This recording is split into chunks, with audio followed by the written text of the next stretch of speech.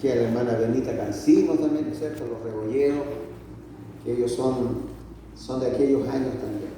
La hermana mía. No, yo no recuerdo cuándo llegaron ustedes a Santa Julia, allá al templo, ¿en qué año? ¿Se acuerdan ustedes o no? ¿Ya había nacido la Ruña? Sí. ¿Sí? No, el Eliano, la Ruth. No, el Eliano, sí, yo tengo conciencia cuando nació el Eliano. Pero cuando yo llegué ya estaba la Ruth, la Sara, Samuel, la Mimi y estaban los 5. Y yo recuerdo que en el año 65, cuando vino el terremoto y se cayó esa parte del Cerro Santa Inés y ahí se vinieron para abajo a la casa de la viejita Olivares, Juan Fredrickson consiguió dinero y les compró en la esquina esa de Santa Julia.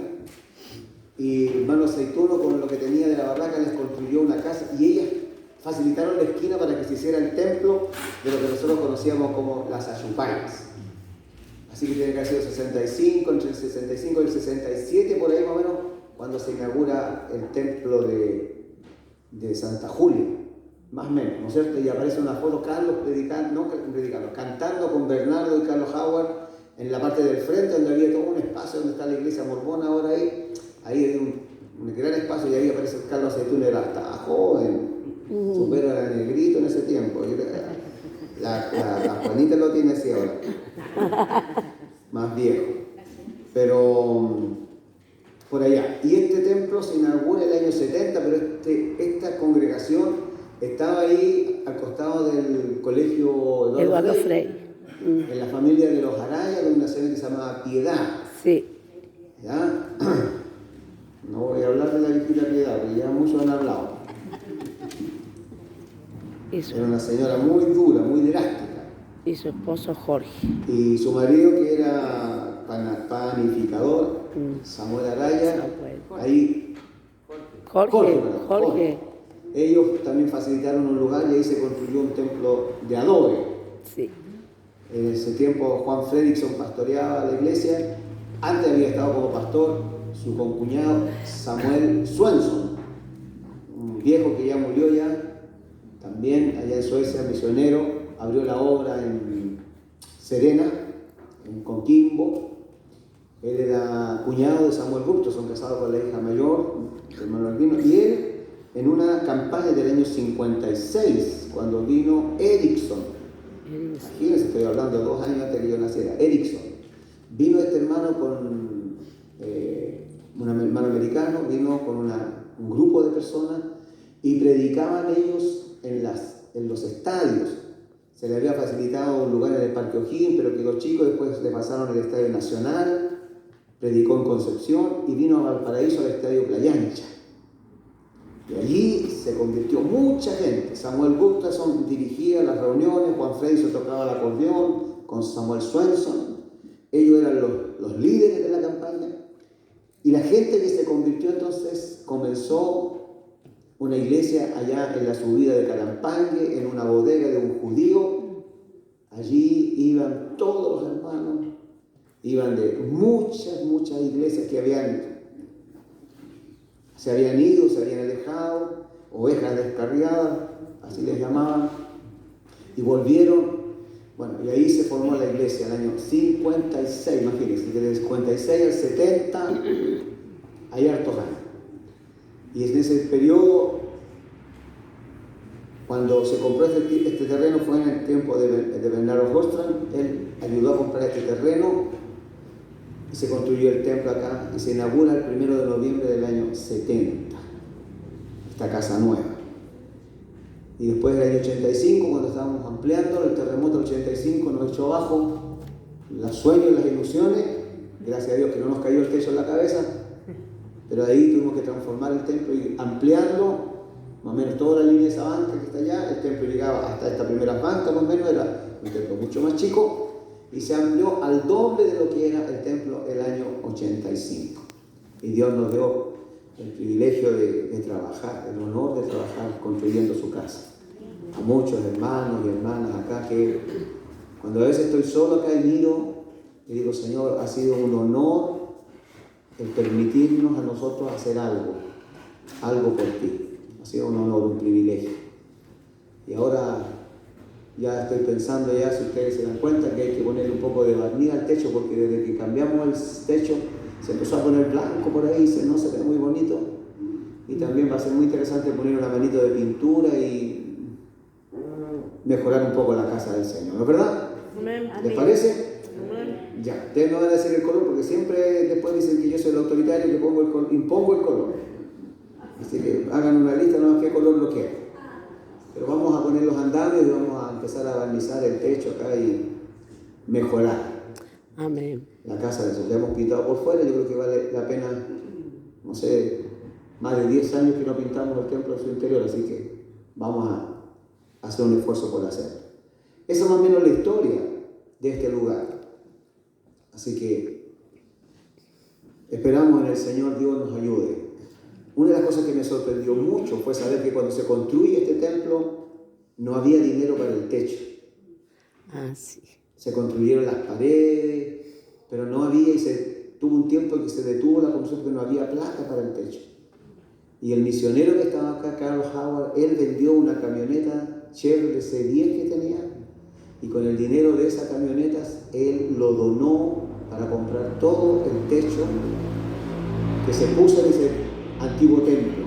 Eso me sorprendió y me agradó escuchar que había una gran generosidad en el hermano Carlos hacia la obra. Y espero que ustedes, hermanos, cuando piensen que vamos a mejorar esto, también recuerden que el Señor nos da todos los meses un sueldo a nosotros y debemos apartar el 10% para diezmar. Amén. Y que no es nuestra esa parte del sueldo, esa parte le corresponde al Señor. Amén. Y que cuando no lo hacemos, no nos va bien. No nos va bien, hermano. Porque la maldición está escrita ahí en el libro de Malaquías. Maldito soy, eso es fuerte de parte de Dios. Que le diga a sus hijos, bueno, ¿qué padre no trataría mal a su hijo si le diera todo y su hijo fuera ingrato? Por eso yo felicito a aquellos hijos cuando comienzan a trabajar y empiezan a decir, yo le voy a dar a mi mamá, a mi papá, lo que corresponde ahora. Pero cuando nosotros no diezmamos, sabiendo de que Él nos provee todos los meses, hermano, el sustento, el sueldo no es nuestro, hermano. Amén. Es algo que nos bendice el Señor. Y debemos apartar el 10%, no el 8%, no el 9%, no el 5%, el 10% es Amén. del Señor. Y uno va a ver la mano del Señor bendiciendo porque Él lo promete. Dice, probadme ahora en esto. Así que, hermanos, cuando pensamos en su casa, también pensemos en que tenemos un Dios que es generoso con nosotros y que tenemos que también responder en obediencia a lo que Él nos hace, como hijos agradecidos. Así mostramos nuestra gratitud. Bueno, ustedes verán, ¿se alcanza a leer allá o no? ¿O molesta la luz? ¿Está bien ahí? No, está bien. ¿Está bien? Sí. Hermana Laura, por favor, levante bien el micrófono, o sea, para que aparezca bien ahí, porque la última, como que la cabeza se veía muy arriba y la guata muy abajo, no sé. Es que me movía en la Usted está banca. mandando a Suecia, y también se le acabó la memoria. Así que, Ahora está bien. ¿Trajo memoria nueva? Sí. Amén, gloria al Señor. Porque todo esto está saliendo para Suecia, hermano, así que por eso es que a mí me da cuidado lo que estamos acá haciendo. Bueno, yo puse allí 3 listas y estando compartiendo con los hermanos en Belloto, quiero pedirles que me acompañen al libro de Hebreos capítulo 2. A ver, ¿se recuerdan cuando yo les puse ahí el tema este de la encarnación, ¿cierto? ¿Se acuerdan que dijimos que Jesús como hijo, Él existía antes que el mundo fuese? ¿Están conmigo, hermano? Amén. Díganme amén fuerte, porque somos pocos y tenemos que llenar el templo con amén. ¿Amén? ¿Cierto? Amén. Entonces, pero que Jesús vino a ser hijo para enseñarnos a nosotros cómo ser hijos. Por eso Él se hizo hijo del hombre. Amén. Y yo he ido encontrando más versículos de esto, ¿no? Y lo voy a entregar aquí. Hebreos capítulo 2. Hebreos capítulo 2. Verso 17. Quiero reafirmar porque hay muchos textos de este tema. Dice, por lo cual debía ser en todo semejante a sus hermanos. Entonces, ¿te das cuenta que él tenía que nacer como hombre? Siendo Dios, tenía que nacer. ¿Para qué? Para llevarnos en esa semejanza de hijos. Él tenía que en todo ser semejante a nosotros. Por eso el Padre le hace nacer y nace por obra del Espíritu Santo. ¿Para qué? Para que nosotros entendamos, como Jesús le dice a Nicodemo, el que no nace del agua y del Espíritu no puede ver el reino de Dios, ¿no es cierto? Amén. No puede entrar en el reino de Dios. Así que, así como Él nace del Espíritu, nosotros también nacemos del Espíritu. Y eso nos hace hijos de Dios. ¿Amén? Amén. Entonces, soy hijo de Dios porque Él fue hijo de Dios. ¿Amén? Esa es la base en la que yo me sustento para decir que soy hijo de Dios. Porque Él fue hijo de Dios, a través de esa obra, Él me hace a mí hijo de Dios. ¿Amén? Ya, y miren lo que dice allá en el verso 9 al final. Dice, para que por la gracia de Dios gustase la muerte por todos. Eso habla de que la doctrina esta, en que está en la Biblia, y que tiene que ver con que uno hace la obra por otros. Como Moisés, cuando dice en el 1 Corintios capítulo 10, dice que todos en Moisés fueron bautizados. O sea, el bautismo que Dios le dio a Moisés sirvió para todo el pueblo. Y la obra que Jesús hizo sirve para nosotros. Él nace por nosotros, Él sirve por nosotros, Él se sacrifica por nosotros en la cruz, Él resucita por nosotros, Él se bautiza por nosotros, Él recibe al Espíritu Santo por nosotros. Todo lo hizo por nosotros. ¿Se va entendiendo eso? Amén. Él fue al cielo por nosotros. Él está allá arriba por nosotros. Amén. Todo lo que Cristo hizo, lo hizo por ti y por mí. Entonces, ninguna obra, ninguna cosa que el Señor haya hecho, Él la hizo para Él, sino para y por nosotros.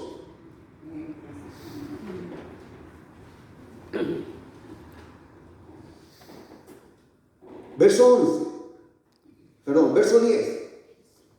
Porque convenía a aquel por cuya causa son todas las cosas. Por cuya causa son todas las cosas. Así que no hay ninguna cosa que tú tengas que Cristo no te la dé, que venga de Cristo. Amén. Amén. Y por quien todas las cosas subsisten, que habiendo de llevar ¿qué? ¿Qué, hermanos? Díganlo fuerte. Muchos hijos a la gloria, que habiendo de llevar muchos hijos a la gloria. Ahora usted entiende el Isaías 53 cuando dice que cargó en él el pecado de todos nosotros. Habla de toda la aflicción. Dice, cuando haya pasado esto, verá, dice, linaje. Y linaje tiene que ver con descendencia. Es decir, lo que estaba después de la cruz era la descendencia de los hijos de Dios que se iba a producir. Por tanto, cuando Jesús mira la cruz, Él no ve solo el sufrimiento, el terror de tener que obedecer hasta ahí. ¡Oh, qué terrible! Sí, fue terrible. Pero Él miró lo que estaba más allá de la cruz. ¿Y qué es lo que vio? Vio los hijos que iban a nacer y se iban a producir gracias a que Él se sacrificaría en la cruz por nosotros. Amén. Y eso lo inspiró a caminar la vía dolorosa. Eso lo inspiró a ir hasta la cruz para que tú y yo seamos llamados hijos de Dios. Maravilloso. Maravilloso. Esto que recibimos del Señor. Y hermanos amados, yo creo que el Señor no está, no sé, a ver, permítanme profetizar en este momento, así que el Señor también me lo permite. Es tan importante, hermano, entender lo que el Señor ha hecho por nosotros y el valor que eso tiene, porque cuando tú y yo seamos sometidos a la aflicción de los problemas que nos vienen por delante, y no me refiero a estas manifestaciones Me refiero a cómo el diablo está trabajando para perseguir a la iglesia y para que tú y yo seamos confrontados con: ¿quieres a Jesucristo o quieres salvarte? Y si tú y yo no sabemos lo que Jesucristo hizo por nosotros, si tú y yo no tenemos concepto del valor de lo que Jesucristo hizo por nosotros, ¿cuál crees tú que va a ser nuestra decisión? Jesús. Vamos a ser un Pedro cualquiera, que lo vamos a negar 3 veces por salvarnos. No. Pero si Dios nos está permitiendo, hermano, estudiar esto para entender el valor de lo que el Señor hizo, entonces uno va a pensar: ¿habrá alguien que me haya amado y que me dé tal riqueza como la que el Señor me da? Y que yo pueda decir: Señor, estoy dispuesto a sacrificarlo todo por ti.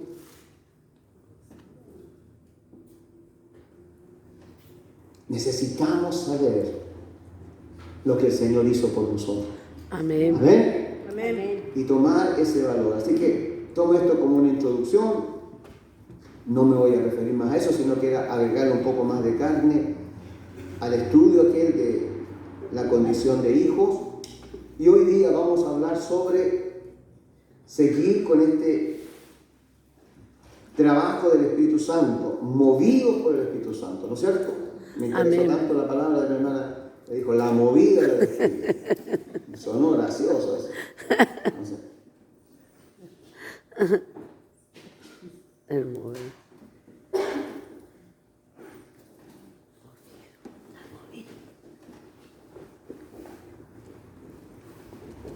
Movidos por el Espíritu.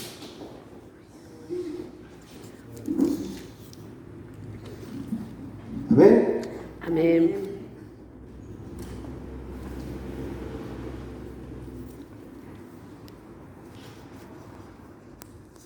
El Espíritu Santo también vino como paloma. Hay una palabra que dice el libro de los Hechos cuando Jesús dice: recibiréis poder cuando haya venido sobre vosotros, sobre vosotros. Esa palabra sobre es la misma palabra que se usa cuando se dice que la paloma vino y posó sobre el Señor. Amén. Tiene que ver esa expresión no solamente con el estar posado, sino tiene que ver con estar en una altura o posición de autoridad. Es decir, alguien que está sobre, alguien que manda, alguien que tiene autoridad sobre el que está abajo, como en el ejército. El capitán está sobre el sargento sobre el cabo y el cabo sobre el milico raso. Es una palabra que se usa, sobre, pero que tiene que ver con la autoridad que se debe tomar y respetar. Y en el capítulo 1, verso 5, dice: porque Juan ciertamente bautizó con agua, mas vosotros seréis bautizados con el Espíritu Santo. Vosotros seréis bautizados. Note usted Hechos capítulo 1, verso 5. Que lo mismo que sucedió con Jesús en el bautismo, el Señor ahora lo está diciendo: miren, lo que yo viví en el bautismo, ustedes lo van a vivir igual. Si a mí me engendró el Espíritu en el vientre de María, el Espíritu los engendra a ustedes a través de aceptarme como Salvador. Y así como el Espíritu vino en mi bautismo, yo les voy a enviar para que el Espíritu también los bautice a ustedes. Es decir, ustedes no van a tener nada menos que lo que yo he tenido. Eso está diciendo el Señor. Y en el verso 8 dice: pero recibiréis poder cuando haya venido sobre vosotros el Espíritu Santo. Recibiréis poder, una fuerza, algo espiritual va a actuar en ustedes. Va a actuar el poder de Dios en sus vidas. Y me seréis testigos. Y ahí usa la palabra marturios, mártires. Es decir, este poder tiene la capacidad de llevarte a ti, si tú eres capaz de obedecer al Espíritu, de llevarte en el servicio hasta el martirio. Así que es interesante notar que si nosotros estamos estamos también recibiendo del Espíritu Santo, el Espíritu Santo no busca el que tú creas que la obra que hace Él es para inflarte a ti, es para enorgullecerte a ti, es para que tú ganes algún agrado o alguna ventaja con lo que Él va a hacer a través de ti. Nada que ver. No tiene nada que ver con el orgullo. No tiene nada que ver con el ensalzamiento personal del que lo tiene. Sino tiene que ver con el servicio que el Espíritu va a hacer a otros a través de ti. Amén. Y eso, hermanos, es una lucha tremenda hoy en día. ¿Por qué digo tremenda? Porque toda nuestra sociedad y toda nuestra cultura apunta a que nosotros seamos cada vez más egoístas y nos miremos a nosotros, queramos nuestro bienestar, nuestra comodidad, nuestra tranquilidad. Ese es el mensaje del diablo en esta sociedad y a veces nosotros lo tomamos también. Pero cuando se trata de el bautismo del Espíritu Santo, la llenura del Espíritu Santo, no tiene que ver con el estado de confort que yo pueda tener. Al contrario, somos llamados a un sacrificio cada vez mayor por el bien de otros a costa de una pérdida de mi yo. Y si alguien quiere ser movido por el Espíritu Santo, tiene que tener esto claro. Porque podemos levantar la mano y decir, Señor, yo quiero que tú me muevas. Pero la letra chica a veces no la queremos leer. Y la letra chica dice que el Espíritu Santo sí se quiere mover en aquellos que están dispuestos a servir a los demás, más allá que pensar en sí mismos. Y eso, hermano, tiene que ver con un cambio de manera de pensar. Y si tú vas a leer el libro de los Hechos, cuando Pedro dice arrepentido, cuando Pedro le dice, mire, arrepentidos y convertidos, la expresión que usa Pedro allí en el mensaje de Pentecostés es cambien de modo de pensar y de modo de vivir. Y cambiar de modo de pensar, hermano, no es ninguna cosa ni simple, ni fácil, ni de corto tiempo.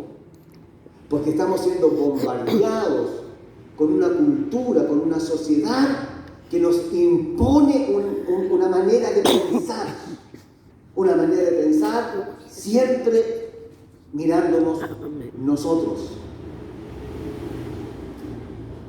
Todo esto que está pasando en nuestro país, hermano, y en muchos países, y usted no crea, lea el capítulo 5 del libro de Santiago, se va a dar cuenta que esto está escrito en la Biblia. Todo este conflicto de sociedades, de ricos y pobres, está escrito en el libro de Santiago, capítulo 5. Profetizado que así va a ser antes de la venida del Señor. ¿Qué es lo que mueve todas estas masas, hermano? ¿Qué es lo que ha provocado esto? Mira, queremos que se reparta todo de una manera más justa. ¿Por qué? Porque hubieron unos egoístas, el 1%, que se aprovechó de las mayores riquezas de Chile. Este era el paraíso para todos los grandes empresarios que deberían venir a Chile, porque aquí este país no les cobraba ni impuestos grandes, ni grandes cosas, pero sí oprimían al pobre. ¿Y qué es lo que quiere el pobre hoy en día? Quiere nivelar. Parece justo, ¿no es cierto? Así es. Humanamente en esto parece justo, pero cuidado con la trampa del diablo, porque detrás de esa justicia lo que busca es ponernos a unos contra otros. Usando la bandera de la justicia, pero al final terminamos peleando, viendo cómo unos apedrean a otros, viendo cómo otros aprovechándose del uniforme golpean a otros y viceversa. Esto no es nada grato. Pero dentro de todo esto, hermano, está lo que se llama la injusticia de todo hombre, el yo. El yo que quiere o vengarse o buscar, ¿no es cierto?, esa igualdad. No voy a hablar de temas políticos, pero esto tiene que ver con el pecado, hermano, nada más. Amén. El pecado. Hay quienes han querido adquirir a bajo costo y hay otros que nos hemos sentido como despojados y hoy día queremos que no, esto no es justo. Pero hay que tener tanto cuidado con esa palabra de justicia que se usa allá afuera, porque es una espada de doble filo. En la justicia de Dios, que habla Pablo a los romanos, fíjate, mira, la justicia de Dios que habla Pablo a los romanos, ¿sabes cuál es la justicia de Dios? Que un inocente pague por los culpables. Mira qué justicia más extraña. Que un inocente pague por los culpables. En esta sociedad eso no es justicia, pero en Dios eso es justicia. La justicia de Dios perfecta, basada en el amor de alguien que sacrifica por los demás. Y eso es lo que falta en esta sociedad. Entender que hay amor cuando alguien se sacrifica por los demás. Los ricos no se quieren sacrificar. Los que tienen no se quieren sacrificar, sino que quieren aplastar. Pero hoy día el pobre herido se levanta con la bandera de la justicia y quiere venganza de los que se han aprovechado. La justicia de Dios es distinta, hermano. Por eso que cuando uno empieza a mirar la palabra, Dios quiere cambiar nuestra manera de pensar. Cuando viene el Espíritu Santo, Hechos capítulo 2, verso 1 al 4, cuando llegó el día de Pentecostés estaban todos unánimes juntos.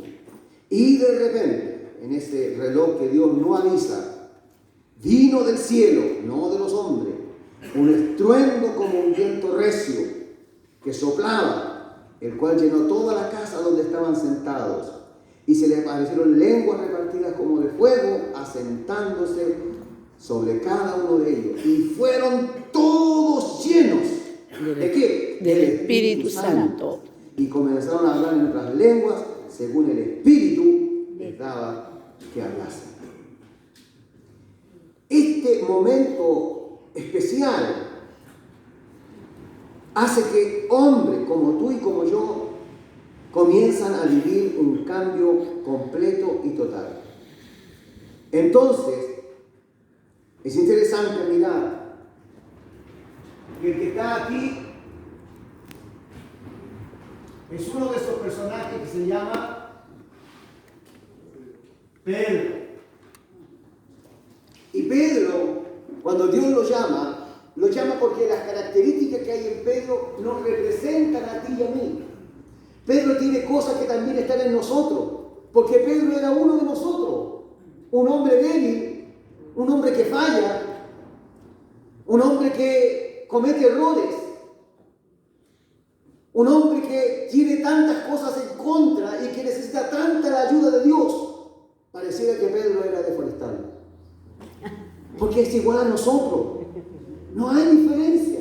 Y qué bueno que el Señor tomó a uno tan parecido a nosotros, porque entonces nos hace sentir y nos hace ver el Señor que tú y yo no estamos diferentes, no estamos tan más atrás de Pedro, ni estamos más adelante que Pedro, estamos en la misma línea que Pedro. Y ahí aparece la palabra culpa. Porque si hay algo con lo que Pedro enfrenta, ¿no es cierto? Este momento cuando viene el Espíritu Santo es que Pedro viene saliendo de un instante donde él ha fallado, donde él ha negado con maldición al Señor. No fue así tan fácil. No solo mintió, sino que maldijo el nombre del Señor. Habló mal. La palabra maldición significa decir mal. Maldición es maldecir, decir lo malo. Él dijo algo malo del Señor cuando Dios le había hecho el bien. Así de injustas fueron sus palabras. Y Pedro tenía este sentir de culpa. La misma culpa que sentimos tú y yo, ¿no es cierto?, delante del Señor. Porque nosotros sabemos lo que hemos vivido, sabemos lo que hay dentro de nosotros. Sabemos, conocemos todas nuestras faltas. Nadie nos tiene que contar cómo somos porque sabemos perfectamente cómo somos. Amén. Lo que pensamos, lo que sentimos y lo que hemos hecho. Y lo que no hemos hecho cuando hemos tenido que hacer lo correcto y no lo hemos hecho y nos hemos limitado a no actuar. Pedro tenía culpa. Y uno se puede preguntar, ¿puede entonces el Espíritu Santo venir sobre alguien que tiene culpas? ¿Que siente culpas? La culpa es terrible, hermano.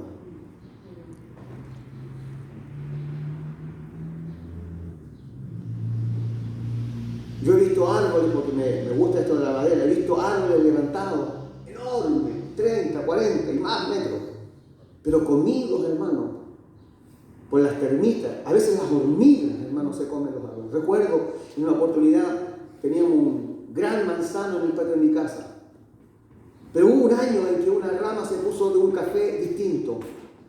Y con mi hermano Marco siempre acostumbramos como hombres a jugar, subirnos al árbol, era una destreza, parecíamos monos. Y nos colgábamos, creíamos tarzanes, nos dábamos vueltas y hacíamos piruetas. Pero en esa oportunidad mi hermano tomó justamente la rama gruesa, una gran rama, y se tomó de esa rama y se vino con rama y todo al suelo, porque se quebró.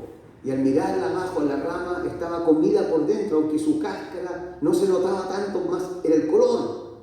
Pero las hormigas se habían comido el interior de esa rama.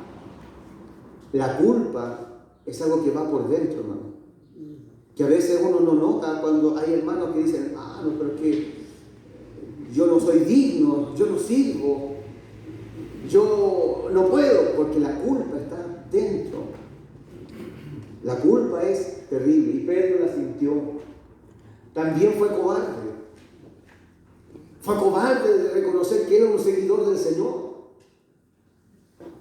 Es tan fuerte la cobardía que cuando tú miras el libro de Apocalipsis y tú te das cuenta que allá, cuando habla de quiénes van a entrar en el reino de los cielos y quiénes no, en el capítulo 21, verso 8, los primeros que aparecen en la lista de que no van a entrar al cielo son los cobardes.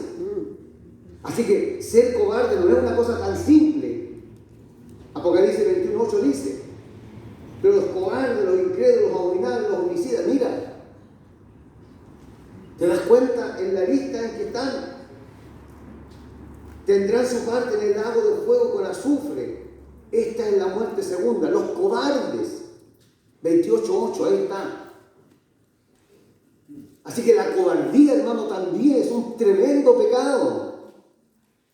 Y a veces nosotros pensamos, no, yo no, porque yo soy cobarde. No, yo no me lanzo de allá arriba porque yo soy cobarde, no, tengo miedo.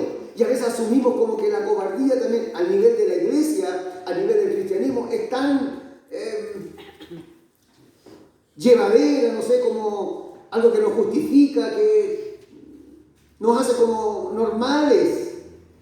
Pero en el cristianismo y hacia Cristo, la cobardía hacia las cosas de Dios es otra cosa, tiene otro peso.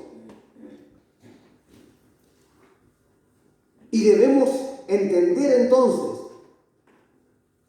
que esto, hermanos, impide como la culpa el que el espíritu se mueva. Yo con esto